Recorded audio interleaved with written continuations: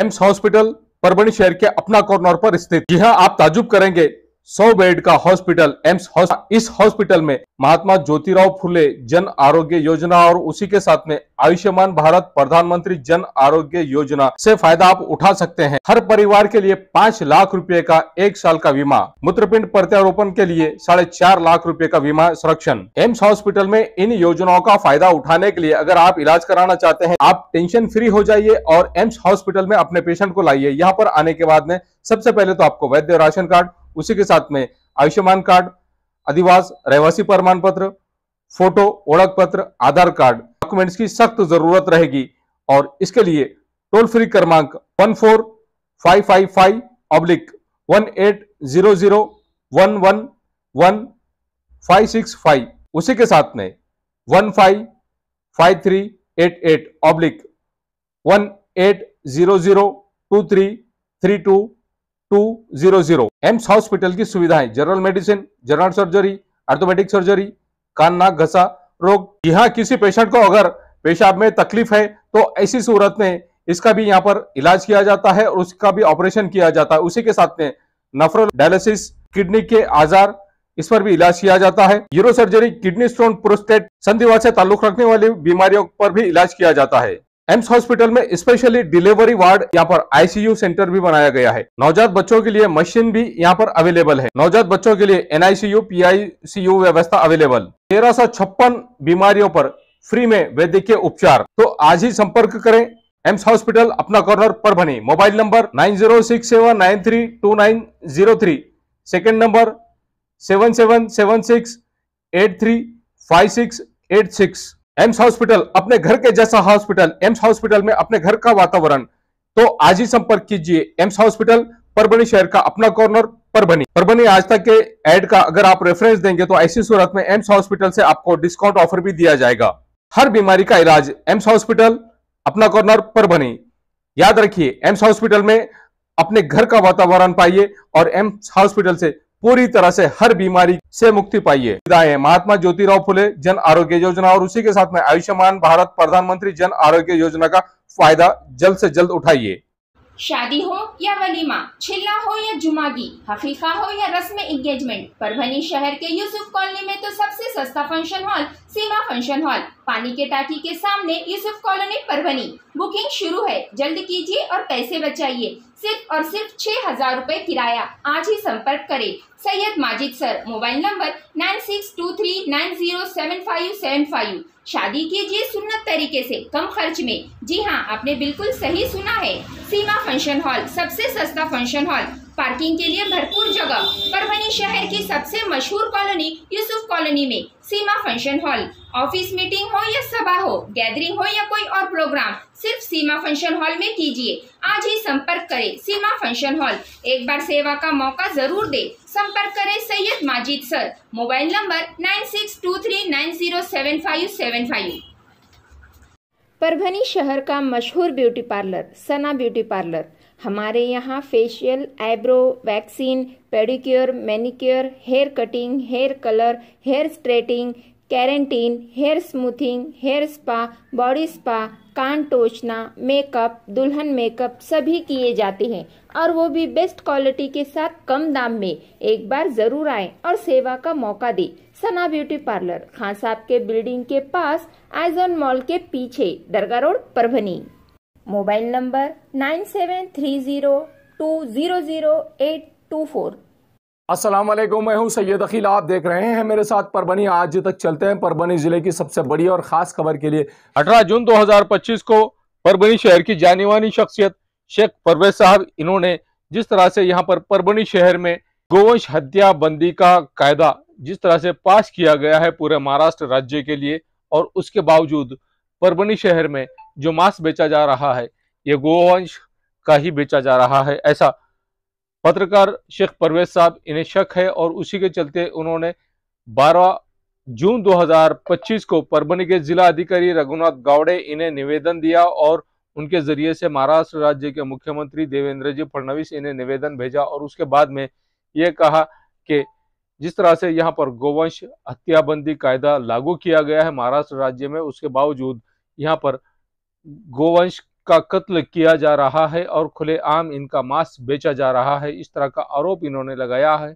और उसके बाद अगर आने वाले 16 जून 2025 तक अगर ये मामला बंद नहीं हुआ तो ऐसी सूरत में 18 जून 2025 से शेख परवेज ये आमरण उपोषण पर बैठेंगे। और उसी के चलते आज 18 जून 2025 को यहाँ पर जिस तरह से गोवंश हत्या बंदी कायदे को लेकर शेख परवेज साहब ये उपोषण पर बैठे हैं और इनका जिस तरह से यहाँ पर मराठा समाज की जानिब से भी इनका सपोर्ट किया गया है, इन्हें जिस तरह से हौसला अफजाई की गई है मराठा समाज की जानिब से भी। और जो लोग बकरीद के ईद के वक्त गोवंश हत्या बंदी का कायदा लाने को लेकर खुश थे और यहाँ पर जिस तरह से जानवरों की गाड़ियां रोकी जा रही थी और उन लोगों पर एक्शन लिया जा रहा था जो लोग गाड़ियों में भरकर जानवर लेकर आ रहे थे, वो लोग कहाँ गए अब इन दिनों जो गोवंश हत्या बंदी के कायदे को अमल में लाने की बात कर रहे थे। यही बात इस वक्त आज पत्रकार शेख परवेज साहब इन्होंने जब आमरण उपोषण पर बैठा तो आमरण उपोषण पर बैठने के बाद इन्होंने ये बात बताई कि किस तरह से यहाँ पर महाराष्ट्र सरकार ने पूरी तरह से अब पूरे राज्य में गोवंश हत्या बंदी का कायदा लागू किया हुआ है और अगर कोई व्यक्ति गोवंश हत्या बंदी के कायदे का उल्लंघन करता है तो ऐसी सूरत में मौका के तहत उस पर गुनाह दाखिल किया जाएगा और उसे कड़ी सजा भी दी जाएगी। लेकिन इस बात की किसी को फिक्र नहीं है। यहाँ पर जिस तरह से धड़ल्ले से मांस बेचा जा रहा है, पुलिस महकमे पर भी यहाँ पर शक किया जा रहा है और पुलिस महकमा जिस तरह से इसमें इन्वॉल्व है ऐसा भी कहा जा रहा है। और खुलेआम परभनी शहर के अलग अलग एरियो में जहाँ पर मुस्लिम समाज के लोग बसते हैं, यहाँ पर तमाम एरियो में यहाँ गोवंश हत्याबंदी का कायदा लागू होने के बावजूद भी गो मांस बेचा जा रहा है। और जिस तरह से ये पूरी तरह से बंद किया जाए और साल के 12 महीने ये गोवंश हत्याबंदी का कायदा हमेशा के लिए लागू होना चाहिए और गोमांस बेचना भी पूरी तरह से बंद होना चाहिए। जब तक गोमांस बेचना बंद नहीं होगा तब तक आमरण उपोषण जारी रहेगा, ऐसा भी इस वक्त पत्रकार शेख परवेज इन्होंने कहा है। आइए जानते हैं इस वक्त किस तरह की प्रतिक्रिया इन लोगों ने दी है और क्या मांग इन्होंने की है, खुद इन्हीं की ज़बानी। 18 जून 2025 को परभनी जिलाधिकारी कार्यालय के सामने आज मैं उपोषण पर बैठा हूं। 12 जून 2025 को मैंने पहला निवेदन दिया था। परभनी ज़िले परभनी शहर के अंदर गोवंश की हत्या हो रही है और खुलेआम दुकानों पर गोवंश की हत्या होने के बाद उसका मांस बिक्री हो रहा है, दुकानों को खुलेआम चलाया जा रहा है। और मैंने ये निवेदन दिया था जिलाधिकारी को परभनी के और इसी के साथ जिला अधीक्षक परभनी जिला पुलिस अधीक्षक को दिया था, तीनों थानों को दिया था, मनपा को दिया। लेकिन जब 12 तारीख का निवेदन दिया उसके बाद उसका असर नहीं हुआ। उसके बाद फिर 16 तारीख को मैंने एक निवेदन दिया कि मैं 18 जून 2025 को परभनी जिलाधिकारी कार्यालय के सामने उपोषण पर बैठने जा रहा हूं और मैं आज उपोषण पर बैठा। मेरी मांग है जिला प्रशासन ने इसको गंभीरता से लेना चाहिए। जिला प्रशासन ने जिसके जिम्मे आता है ये जो गोवंश की हत्या हो रही है और मांस की दुकानें खुली है, जो डिपार्टमेंट के हिस्से में ये काम आता है कि उनको बंदी किस तरीके से लाया जाए, उन्हें नोटिस देकर उनसे किस तरीके से उनको ताकीद की जाए। तो ये जिसके हिस्से में जैसे मनपा हो, पुलिस डिपार्टमेंट हो, जिलाधिकारी कार्यालय हो, जिनके भी हिस्से में काम आता है तो उनको चाहिए कि फौरी तौर पर उन पर कार्रवाई की जाए, गोवंश की हत्या को रोका जाए, मांस बिक्री पर पाबंदी आनी चाहिए। 3 दिन के लिए जो कानून बना पक्की तरीके से निभाया गया था ईद के टाइम पे, वही जो पक्का जो निभाया गया था तो वो साल के 365 दिन उसी तरीके से रहना चाहिए। साल के 365 दिन गोवंश की हत्या होनी नहीं चाहिए, मांस बिक्री होना नहीं चाहिए। भले आपको जिस हुकूमत ने जो चीज़ बेचने के लिए कहा है, जैसे भैंस वगैरह जो भी है, जो भी होगा वो चीज़ का मुझे उसका अनुभव नहीं, लेकिन गोवंश की हत्या साल के 365 दिन बंद होनी चाहिए पूरी तरीके से। मेरी परभनी जिला प्रशासन से यही अपील है और मैं ये विनंती करना चाहता हूँ कि जल्द से जल्द इस पर कार्रवाई होनी चाहिए, नहीं तो मेरा जो आमरण उपोषण है इस तरीके से जारी है और इसी तरह से जारी रहेगा। लोगों का काफ़ी समर्थन मिल रहा है कि उन्होंने कहा कि सही है, ये काम होना चाहिए था, क्योंकि ईद के 3 दिन लगातार 3 दिन दबाव डाला गया था, बताया गया था, लेकिन मुसलमानों ने उसके ऊपर अमल किया। जो महाराष्ट्र शासन का फैसला था उस पर पूरी तरीके से मुस्लिम समाज एकदम पक्की तरीके से कायम रहा और गोवंश की हत्या नहीं की गई, बकरे वगैरह काटे गए। लेकिन फिर 3 दिन निकलने के बाद बाकी जो दिन है 365 दिन के अंदर से 3 दिन निकाल दिया जाए, बाकी दिन को क्यों छोड़ा जा रहा है? तो बस यही विनती करता चाहता हूं मैं कि जल्द से जल्द ये कार्रवाई की जाए। मेरा आमरण उपोषण इसी तरह से जारी रहेगा। उन किसानों के बारे में तो जिस उनको तरह का लंबा आह्वान लगता है। आप करेंगे, जी।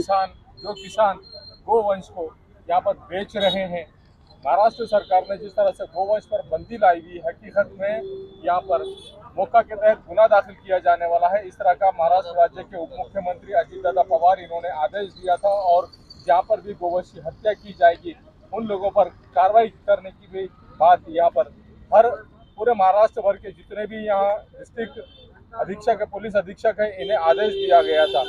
जो लोग गोवंश बेच रहे हैं उन लोगों पर किस तरह की कार्रवाई होनी चाहिए, और जो लोग यहाँ पर खास तौर से गोवंश की फेवर में जिन लोगों ने बकरीद के समय यहाँ पर आवाज़ उठाई थी और यहाँ पर गाड़ियाँ पकड़ी जा रही थी, उन लोगों के बारे में क्या कहना चाहेंगे? जो यहाँ पर गोवंश के फेवर के लोग थे हिंदू समाज में, जो गौ माता के फेवर कर रहे थे, जो लोग गाड़ियाँ पकड़ रहे थे, उन लोगों के बारे में क्या कहना चाहेंगे आप? उन लोगों ने आना चाहिए, मेरे जैसे का समर्थन करना चाहिए, और आवाज़ जब जिस तरीके से तुम पहले आवाज़ उठा रहे थे ईद के टाइम पे कि गोवंश की हत्या होनी नहीं चाहिए, तो उनका काम है कि साल के 365 दिन के लिए भी आवाज़ उठाए उन्होंने।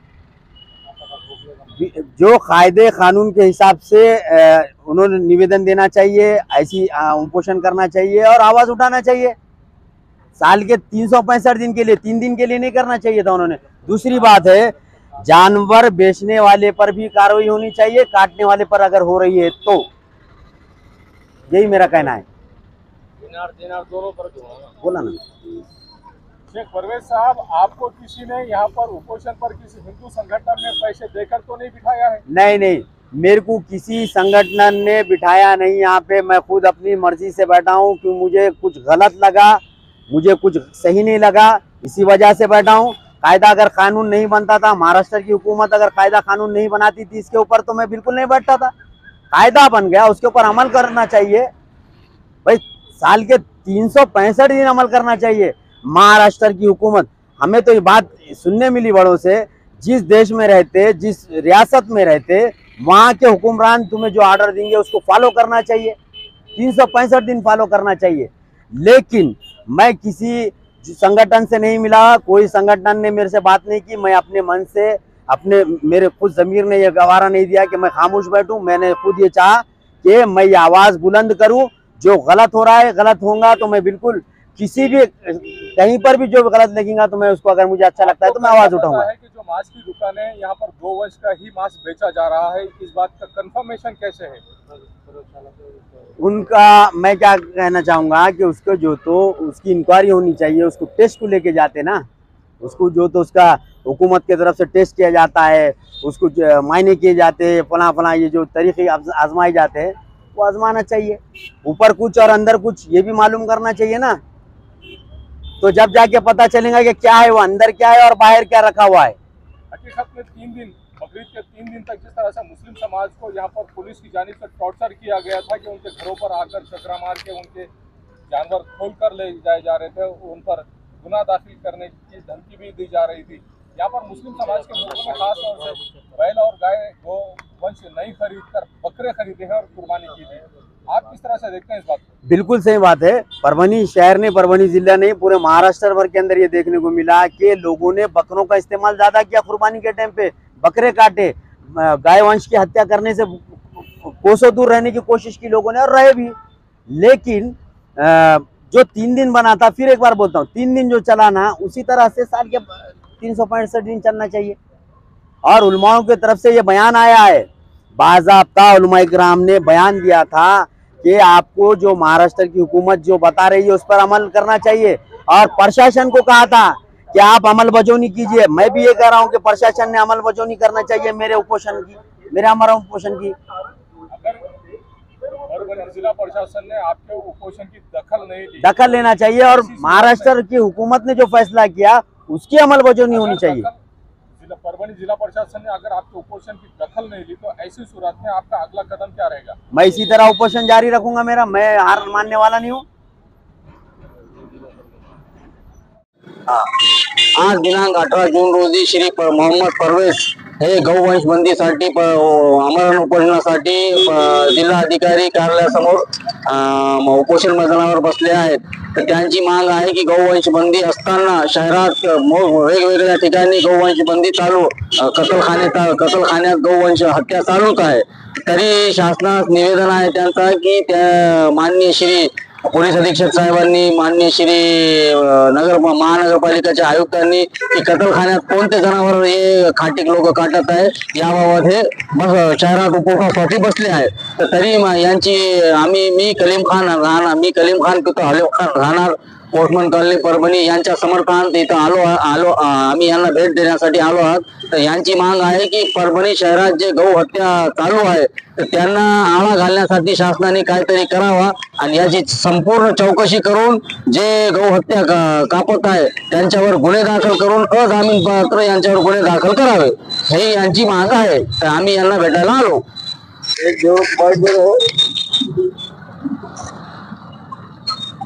आज 18 जून 2025 को परभणी के जिलाधिकारी ने आज एक निवेदन दिया गया और निवेदन इस बात का दिया गया है कि गौवंश हत्या बंदी जिस तरह से महाराष्ट्र सरकार ने लागू किया वह कायदा है और इस कायदे की अमल बजावनी नहीं की जा रही है, ऐसा आरोप यहाँ पर लगाया गया है। और वाजिद यूसुफ पठान इन्होंने जिस तरह से आज परभणी के जिला अधिकारी ने निवेदन दिया और निवेदन देकर ये मांग की है कि गोवंश हत्या बंदी का कायदा लागू होने के बावजूद भी यहाँ पर जिस तरह से गोवंश हत्या की जा रही है और परभणी शहर के अलग अलग एरियो में गोमांस बेचा जा रहा है, ये गोमांस बेचना पूरी तरह से बंद किया जाए, इस तरह का निवेदन जिलाधिकारी ने दिया गया है। आइए जानते हैं वाजिद खान पठान इन्होंने किस तरह की प्रतिक्रिया इस वक्त दी है।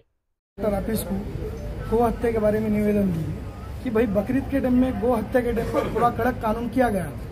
आज बकरीद होने के बाद भी आज बगैर बेकायदेशीर दुकान आज चल रही है और वो जो दुकान जो चल रही है जब कानून को उसको कोई आधार नहीं रहा, ना कानून का कोई डर नहीं रहा, वो कानून को डर नहीं रहने के बाद भी वो दुकान पे गोश्त कैसा बिक रहा है?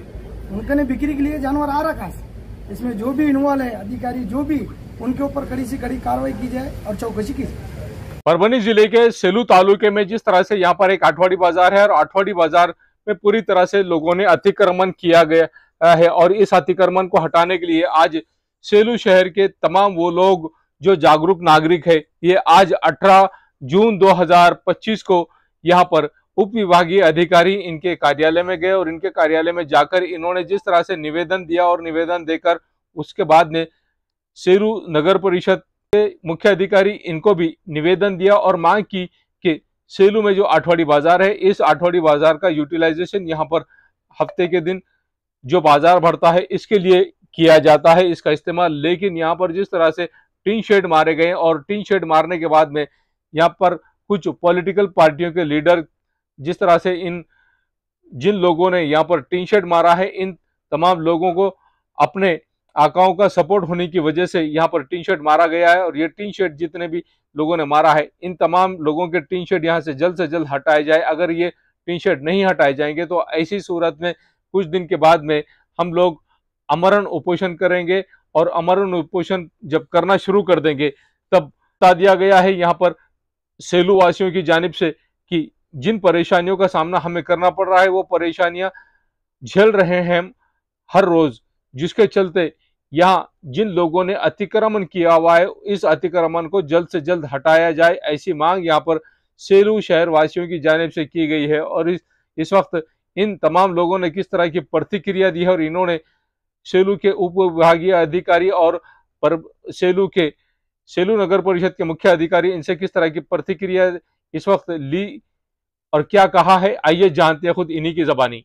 आपल्या विविध मागण्यासाठी जे या ठिकाणी निवेदन देऊन आलेले आहेत त्याचं सर्वप्रथम मी नगरपालिकेतर्फे स्वागत करतो। येऊन एक 10-12 दिवस झालेला आहे।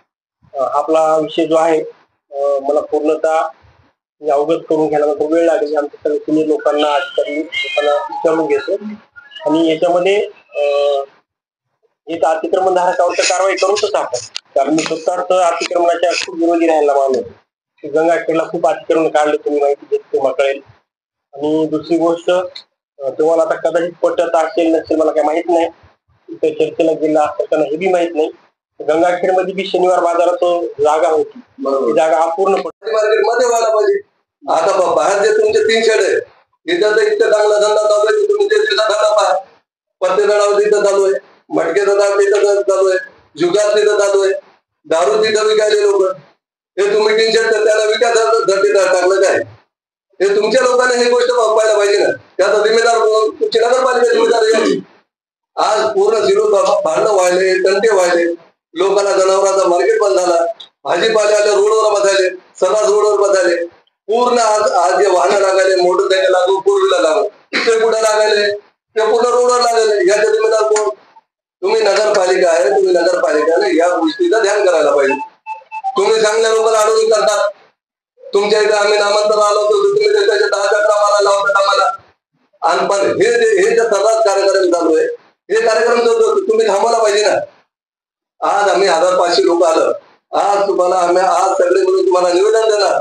तुम्ही 8 ते 10 दिवसात याच्यात कारवाई केली नाही तर आम्ही तुमच्या नगरपालिकेत लोक तुमच्या नगरपालिकेचं उपोषण करणार. जेव्हापर्यंत तुम्ही टेन्शन काढत नाही, अतिक्रमण काढत नाही, तेव्हापर्यंत आम्ही काही उपोषण उठणार नाही. तुम्हाला 8 ते 10 दिवसात तुम्ही आम्हाला ही गोष्ट खाली करून द्यायला पाहिजे. अतिक्रमण त्याच्यात कारवाई केला पाहिजे. नाही केलं तर आम्ही सगळे लोक मिळून, इथं पूर्ण व्यापारी वर्ग आहे, बेलदार समाजाचे जिम्मेदार आहे, पूर्ण शेतकरी लोक आहे, पूर्ण सामाजिक कार्यकर्ते जे लोक आले पूर्ण सामाजिक लोक आहेत. कोणी राजकीय हेतू कोणी लोक आलेले नाही. तुम्ही अगर कारवाई नाही केली तर आम्हाला ज्याचं संविधान निषेध आम्ही उपोषण तुमच्या दारासमोर करू. 19 पासून याने गो हत्या बंद केलेली. त्यांनी म्हणले की बाबा बोर्डीकर साहेबांवर आमचा धंदा आहे, बोर्डीकर साहेबांच्या नावाला आम्ही डाग लागणार नाही. त्यांनी 19 पासून आपल्याला शब्द दिला की आम्ही गो हत्या करणार नाही. काय आपलं बंद केलेली 2019 पासून या समाजानं ते आजपर्यंत बंद आहे. हे समाज आपल्या पाठीशी नेहमी उभं टाकलेला आहे आणि ह्या समाजाच्या पाठीशी आपल्याला उभं टाकायला लागला. त्याच्यावर वेळ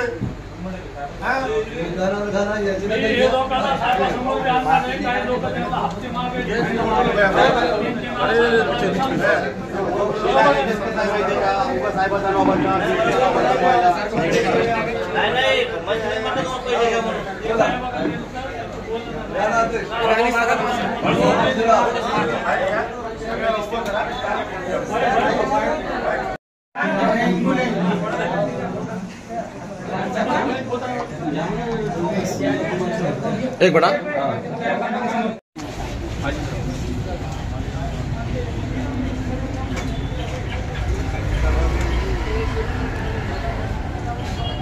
एक मिनट बोलो.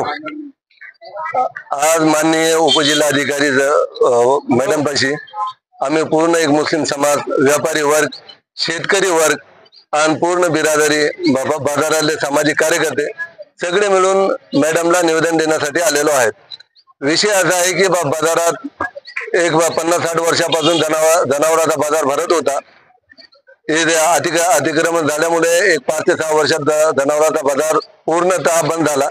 त्या विषयाने संदर्भाने अतिक्रमण हटवण्यासाठी मैडमला आज उपजिल्हे ये न्यूज कवर की हमारे परभनी आज तक के कार्यकारी संपादक बाबरुद्दीन सिद्दीकी, 24/7 माझा महाराष्ट्र न्यूज चैनल के कार्यकारी संपादक सत्तार खान पठान, दी फैक्ट्री टुडे के कार्यकारी संपादक सलीम खान उर्फ जुल्फुजर, परभनी टुडे के कार्यकारी संपादक सैयद आयान, परभनी आज तक के मराठवाड़ा ब्यूरो चीफ सोहेल तांबोली, 24/7 माझा महाराष्ट्र न्यूज चैनल के मराठवाड़ा ब्यूरो चीफ फिरोज खान पठान, परभनी आज तक के जिला प्रतिनिधि सैयद मोबिन सैयद इस्माइल, परभनी आज तक के परभनी शहर प्रतिनिधि शेख सद्दाम शेख निज़ाम, 24/7 माझा महाराष्ट्र न्यूज चैनल के परभनी जिला प्रतिनिधि शमीम खान पठान, इन्होंने मिलकर मैं हूं सैयद अखिल। आप देखते रहिए मेरे साथ परभनी आज तक। आप हमारे चैनल को सब्सक्राइब करें, सब्सक्राइब करने के बाद बेल आइकन का बटन जरूर दबाएं।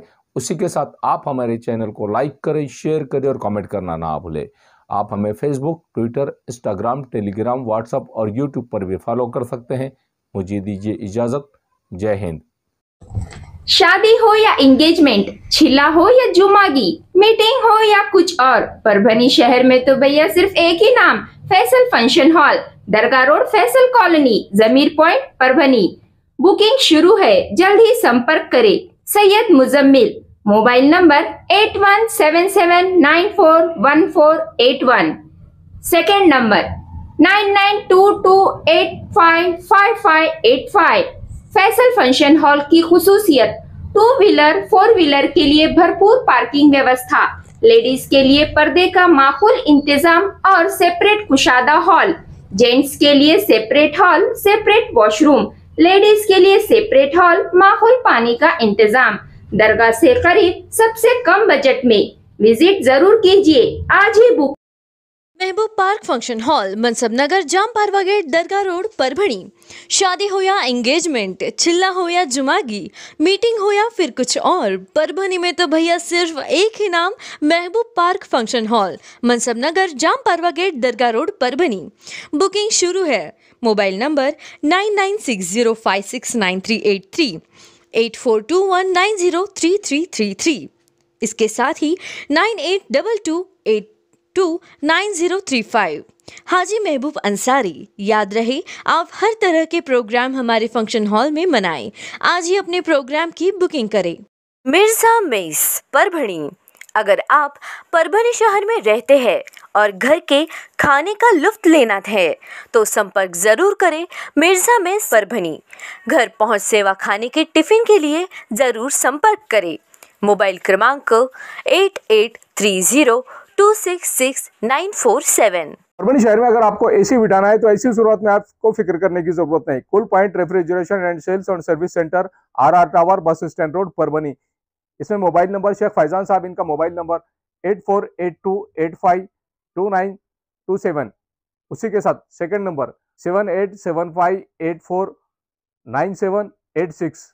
इन नंबर पर कॉल कीजिए और शेख फैजान साहब इन्हें आपके एसी की सर्विसिंग के लिए, और अगर आपको सेकंड एसी उसी के साथ में रेफ्रिजरेशन अगर आपको होना तो ऐसी सूरत में आपने RR टावर यहाँ के cool point refrigeration and AC sales and service centre पर जरूर कांटेक्ट करें। याद रहे, एसी के बगैर कुछ नहीं। एसी है तो गर्मी में भी कूल है। अगर आपके घर में एसी लगा हुआ है और आपको अगर उसे रिपेयरिंग कराना है तो ऐसी सूरत में शेख फैजान इन्हें कॉल कीजिए।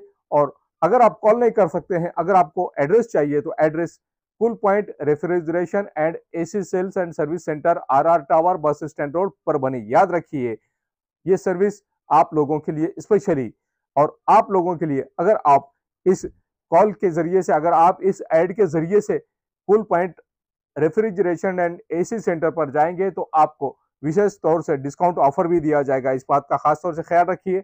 Cool point refrigeration and AC sales and service centre, RR tower, bus stand road, Parbhani.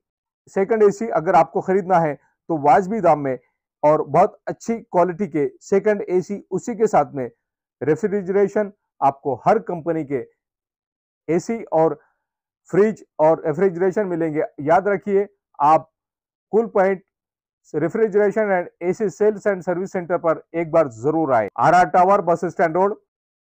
AIIMS hospital Parbhani शहर के अपना कॉर्नर पर स्थित। जी हाँ, आप ताजुब करेंगे, 100 बेड का हॉस्पिटल एम्स हॉस्पिटल। इस हॉस्पिटल में महात्मा ज्योतिराव फुले जन आरोग्य योजना और उसी के साथ में आयुष्मान भारत प्रधानमंत्री जन आरोग्य योजना से फायदा आप उठा सकते हैं। हर परिवार के लिए 5 लाख रुपए का 1 साल का बीमा, मूत्रपिंड प्रत्यारोपण के लिए 4.5 लाख रुपए का बीमा संरक्षण। एम्स हॉस्पिटल में इन योजनाओं का फायदा उठाने के लिए अगर आप इलाज कराना चाहते हैं, आप टेंशन फ्री हो जाइए और एम्स हॉस्पिटल में अपने पेशेंट को लाइए। यहाँ पर आने के बाद में सबसे पहले तो आपको वैद्य राशन कार्ड, उसी के साथ में आयुष्मान कार्ड, अधिवास, रहवासी प्रमाण पत्र, फोटो, ओळख पत्र, आधार कार्ड डॉक्यूमेंट्स की सख्त जरूरत रहेगी।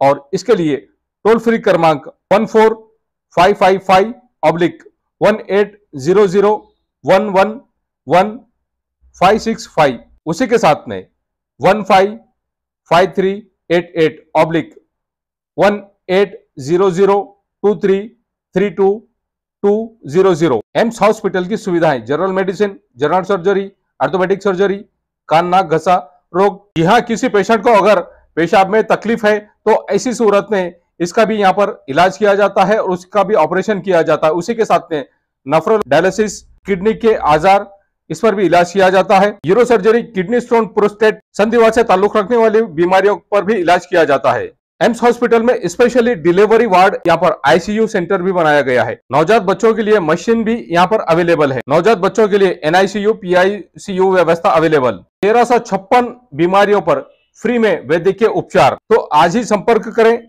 एम्स हॉस्पिटल, अपना corner, Parbhani. Mobile number 9067932903, second number 7776835686। AIIMS hospital, अपने घर के जैसा हॉस्पिटल, एम्स हॉस्पिटल में अपने घर का वातावरण। तो आज ही संपर्क कीजिए एम्स हॉस्पिटल, परभणी शहर का अपना कॉर्नर, परभणी आज तक के ऐड का अगर आप रेफरेंस देंगे तो ऐसी सूरत में एम्स हॉस्पिटल से आपको डिस्काउंट ऑफर भी दिया जाएगा। हर बीमारी का इलाज एम्स हॉस्पिटल, अपना कॉर्नर, परभणी। याद रखिए, एम्स हॉस्पिटल में अपने घर का वातावरण पाइए और एम्स हॉस्पिटल से पूरी तरह से हर बीमारी से मुक्ति पाइए। महात्मा ज्योतिराव फुले जन आरोग्य योजना और उसी के साथ में आयुष्मान भारत प्रधानमंत्री जन आरोग्य योजना का फायदा जल्द से जल्द उठाइए।